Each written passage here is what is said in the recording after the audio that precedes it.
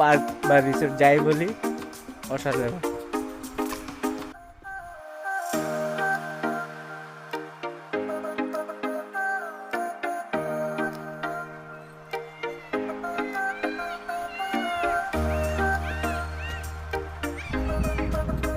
Guys এবার আমরা চলে আসছি আনন্দ পার্কে, ওয়াটার পার্কের ভিতরে।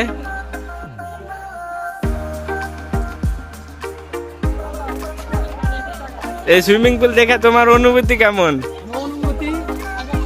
আকাশ, তোমার অনুভূতি সবসময় আকাশ সমানই থাকে। এই যে গাইস দেখতে পাচ্ছেন, এই যে সুইমিং পুলটা, এটা আনন্দ পার্ক রিসোর্টের সুইমিং পুল। আর এই জায়গায় সুইমিং পুলে ঢোকার জন্য এক্সট্রা 100 টাকা করে চার্জ দিতে হবে।